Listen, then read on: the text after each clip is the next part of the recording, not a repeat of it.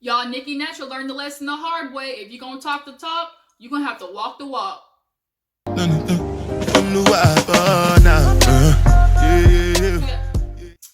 Hey, what's up, everybody? Girl G here to talk about Love and Hip Hop Miami back in the 305.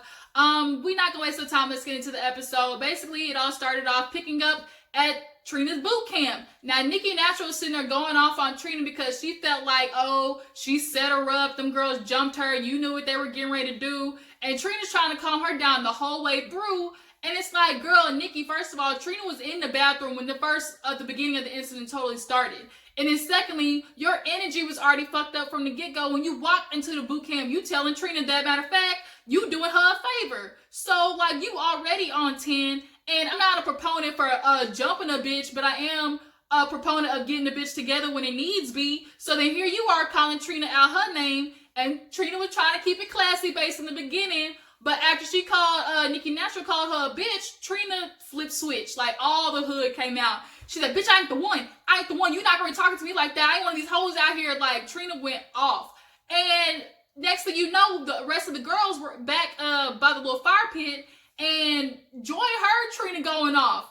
And Joy couldn't even get her heels off fast enough. She was getting ready to take off and defend her cousin. And then the rest of the girls got up too. And it became, you know, WODE Raw. Like, the girls went after Nicki. Sukihana pulled her wig off.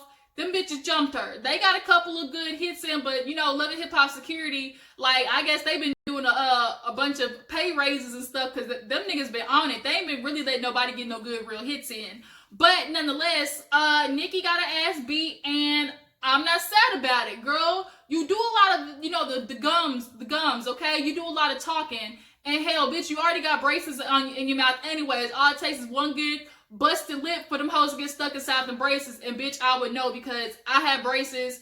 And playing basketball, I had a basketball just tap me on my lip, and that bitch got stuck in my braces. So had Trina hit you hard enough, girl, you would have been in the ambulance, you know, having to get them wires surgically removed from your lip. But Trina goes inside and she calls Trick and starts going off.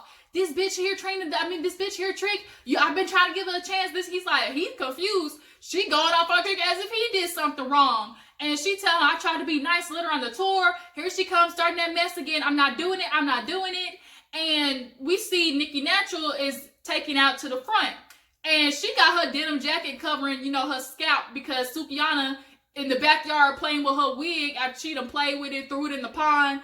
Then did an IG live talking about, yeah, that's what these pussy assholes. She kills me when she says that, you guys. I ain't gonna lie. The shit is ratchet, but it's hilarious. These pussy assholes want to play with us today, girl. This gonna have to happen. If you gonna be about it, be about it. And she's sitting there swinging the wig, threw it in the water and stuff. Now, Sukihana, like, I'm glad you got your little hits in, but posting it on IG Live, everything's not meant to go on IG Live, first of all. Secondly, Nicki Natural pulled some, you know, some punk shit and then called the police. I can't stand hoes who want to be all big and bad, and then because you lose a fight, now you want to call the police. She said she was bleeding. It didn't look like she was, like, had no gash or nothing, or like she needed some, like, girls, if you needed stitches, then cool, call the ambulance. But you mad because you broke a nail and you bleeding, like, that's what you calling the police over? Like, I guess her friends were there and, like, they called the police too. But, like, girl, Nicki, like, you, just like on Friday, you win some, you lose one, but bitch, you fight, you know, live to fight again another day. But the problem is, don't be talking all that smack if you can't follow it up with no bows behind it. Like, I can't stand that. And then the camera panning Joy's toes. She still got the damn shoes around her ankles. She couldn't unbuckle them fast enough. But that just goes to show you, Joy is TTG, okay? She's trained to go. But Joy, you should already have some sneakers on anyway when you fought for Nicki to have a second chance. When you just knew Trina was inviting her, you should have came in some sneakers. Because that bitch is unpredictable and crazy.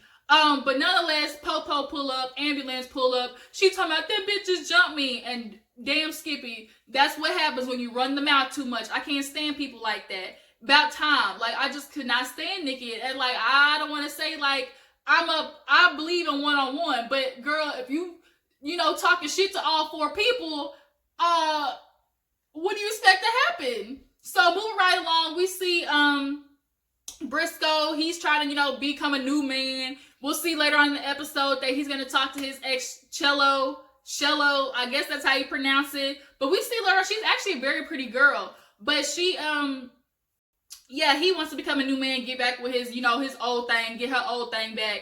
And then, get back with his kids and just do better. But I'm confused how you did that. But, like, the first thing you did when you got out of jail was went on a date with Joy. So, like, did you and Joy fall through? Or, like, what is it? So then we see PreMadonna. She's doing a little rap, something, because I guess she's like, I turn anything, a negative into a positive. And so Trick goes to her little, video set, and basically the whole cocaine thing, she is, determined to stay on that.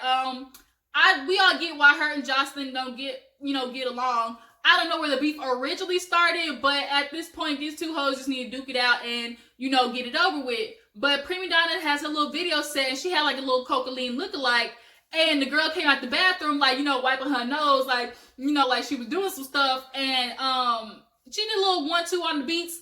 PreMadonna sounds okay, but y'all, I'm just not gonna be a proponent of her being a rapper. I'm just not gonna take it that seriously. Like, I just can't. But Trick Daddy come, he tell her about the date that went on with Joy. So she asked about like how the date go and everything and whatnot, and he's like, man, that bitch played me. She's like, what happened? He like had some old woman up there, some old somebody, could have been somebody's mama. Well, nigga, you could be somebody's granddaddy. Like, I don't know why you sitting there acting like you the biggest, catch of the day, like Trick. Like, I need you to understand, like, you look like you drink beers 24/7. Then, obviously, with the whole arrest thing, we see that you ain't putting the greatest of, concoctions in your body. So, like, nigga, like, you need to quit sitting here running around like you, like, Tay Diggs or something, because you're not. Or, like, Tyson Beckford, like, bruh. And then y'all see that damn video with him doing, like, the stroke stuff, like, hip stiff as hell. Like, nigga, no. And she like, what's the problem then? He's like, man, I had to tell her, I like somebody young. I like somebody, a little bit out there and stuff. And she's like, but what really do you want? Do you want somebody like Joy? Somebody like Joy? And we all know he wants Joy back. That's the problem. He's never going to be able to get over Joy. But at the end of the day, like, I'm going to need you to have to move on, Trick, because Joy ain't coming back for that ass at all. But nonetheless, PreMadonna says that she, did some recruiting when she hit up Dawn, got a little information on Joseline. And, she's like, I like to get, people together who, like, aiming at the same target. She said, I can't be down there in the dirt with, these hoes, playing with the devil, because I'm better than that, and all that type of stuff like that. But the problem is, PreMadonna, if we all know Joseline crazy, and if you fight her, bitch, you might lose, because if the bitch is hopped up on coke, like, everybody know people who on, that stuff, like, can go for days. Like, bitch ain't gonna feel nothing. So you gonna be SOL if you, fight her while she all hopped up on Mountain Dew. Like, girl, that's a losing battle. So then we see Hood Brat. She went to go talk to her boyfriend at the little, like, air jump thing with her niece and nephew. And she tells him about how, she messed up with Trina. Like, she got in the fight with Sukiyana, Nicki Natural, and all them, and she's realizing, like, she let her actions get the best of her, and he gets it. He's like, look, babe, like, if I were Trina, I would be that way too. Like, I can't stick my brand, with something. So she's realizing, like, dang, I might have effed up this opportunity. And later on in the episode, she actually goes to apologize to Trina. So then we see Amara La Negra. She is, going to see MJ, and Shay is sitting down at the table. Now, Shay, at the end of the beginning, was still kind of mad. She's like, I'm going to hug you because I'm not negative. But at the end of the day, the conversation basically was like, bitch, I miss you. I'm sorry about the whole JoJo thing. And, Shay apologized for, like, kind of making her, sing release party about her. And Amara fills her in on how her having to cut out Julian. Ooh, excuse me. Ooh, that was breakfast. Her having to cut out Julian as her manager. And MJ said he gonna be there, but y'all, I'm not gonna lie. The more I watch this season, the more I'm starting to look at MJ a little side-eyed. Like, it's just something about him. Like, for the most part, I like him, but it's just something about him that I'm not quite, like, convinced on. Like, it's just something that's a little about him. And I don't really fuck with, like, Shay / Bucky, whatever her name was, my flavor of love. I didn't like her. I don't really like her like that at all. She's super selfish, immature. She acts like she can, have a conversation without fighting. Like, the bitch gets on my nerves. But nonetheless, her and Amara, made up, and MJ and Shay say they'll both be there for her as she takes this new, step in the right direction, taking control of her career. what happened after that? So we see Brisco went to go see Cello. And he's like, yeah, what's up? You know, I miss you. And she's like, yeah, I miss you too. And I'm like, Brisco, you ain't gonna tell about the day you had with Joy, like, or the fact that you was fucking around with Nikki Natural. I know you would have sit there and deny it, but I think something happened. I think Nikki was trying to save face, and he just was like one of those dudes, like, I ain't gonna put our business out in the streets, like, if you don't want it out there. But nonetheless, you know, he tried to tell her, like, you know, I'm a new man and I want to be there for, you know, our kids and stuff. You know, Cello's the one that got away. They were together for 12 years. And she's like, I get that, like, you can be a whole new man and stuff, but who's to say that you right for me? That, like, you know, who's to say that you're not done with all, you know, the playing games? She's like, you were not, like, you went away. I guess she broke up with him while he was in jail. And Brisco, I really was, you know, room for you, my nigga, but then you killed me when you did that stupid shit niggas do when they blame their actions on the women. He talking about, yeah, you know, I was wrong. I got played up in the streets and stuff, but she wasn't no innocent either. She was allowing me to do this stuff and you wasn't calling me out. And he told Cello literally had to stop in mid-sentence like, nigga, hold on, wait a minute. You about to tell me that if I knew you were up to some no good stuff, that I was just gonna sit there and allow you to do it. I was gonna track you to another bitch's house and I wasn't gonna say nothing. That's what you trying to tell me? Like, fool, you a grown ass man. Shouldn't no woman, especially the mother of your kid, tell you that you have to treat her right or ask you to treat her right or to check you on treating her right? That should be something that your grown ass man, you know, self should already be able to do. So she's saying, you know, like, she still does love him. There's hope. But Cello, I'm telling you right now, like, fool, you just got out of jail. Like, and she said it too, like, you just got out. Like, you talking about you a good man, but put him on a probationary period, you know, give him 2 to 3 months to still, like, continue to prove himself. Don't you drop them drawers immediately, because you absolutely will regret it. Because niggas who, you know, always get out of jail say, oh, I'm fresh as a leaf. I'm going to turn over a new leaf. You know, I'm going to do the right thing. And then, you know, old habits die hard. Like, they go right back to the fuck shit. And, like, Brisco, I'm sorry. I'm rooting for you, my nigga. But the fact that you try to blame your past issues and your past, you know, transgressions on your woman just make me think that she gonna do that shit again. So then, we see Amara La Negra. Sorry, y'all. So Amara La Negra, she actually went to go see JoJo, you guys. She's not giving up on JoJo. She went to go see her and this goddamn, you know, titty outfit that she had on. Y'all, JoJo's ugly. Like, what did she do to her face? Like, she pumped and plumped and just filled her face with all types of fillers and, you know, types of, you know, argan oils and shit. I don't know what she did, but her shit looked tight. She looked like she can't smile for nothing. But nonetheless, she tells JoJo at the end of the day she misses her. And, you know, she's sorry about how things went at the last party. But she's going to need to figure out a way to balance her relationship with her if they make up and with Shay. Because, you know, that's like her sister. And, you know, I'm dating her brother MJ. And, you know, I just really want you guys to, you know, make up. And Amara, you're just going to have to, like, tell Shay to grow up and, you know, act mature. Because you were friends with JoJo before her. Like, she needs to understand you guys were literally best friends. And Shay was nowhere in the picture. And JoJo becoming friends with Shay is not gonna happen. Like, she slept with her nigga, you know, Plies got with her literally right after Shay, so it's not gonna happen. They could try to be cordial, but them bitches ain't never gonna be friends. And JoJo had to tell her, like, I mean, Shay's not gonna grow up. Like, the problem is she don't know how to talk. She's constantly throwing hands and throwing drinks, and she doesn't know how to sit there and act like be on her grown woman, you know. And so Amara, what you gonna do? Make up with Shay again and break it right back to her? Oh, I'm still gonna try to be friends with JoJo, the bitch that had y'all fighting in the first place? Like, that don't make no sense. But they two, I guess, are gonna try to work it out, and we just gonna have to see how it goes from there. Amara did, you know, is trying to be her own manager, I guess, from now on. She booked some little amphitheater in Miami, and she was going there to do sound check and everything. And Trina happened to stop by. Y'all, I actually really enjoyed the scenes with Trina and Amara. Like, I really wish, you know, Amara would kind of, or Trina would take Amara La Negra under her wing a little bit more. Because I do think Amara has the chops to, you know, not be the typical Love and Hip Hop artist that just kind of hits their cap. Like, I really do think Amara has some potential in her, you know, out of all the artists in the whole franchise. But, you know, they sit down and talk, and she fills her in on how, you know, she did drop Julian as her manager, but Trina said she had already heard about it. So my question is, what the hell is Julian running around town saying for the words to already get back to Trina? He had to be running off, you know, talking shit around town for that shit to get back to Trina, especially if Amara had, and like, this is the first time Amara telling her.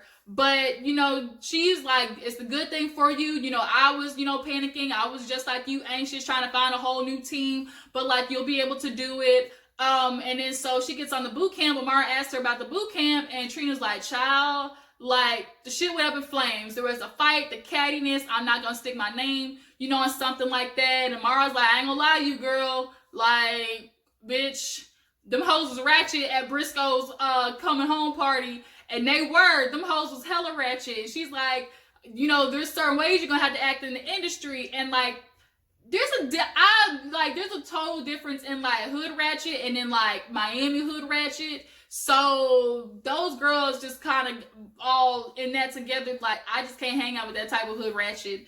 Because they don't know how to turn it off and on.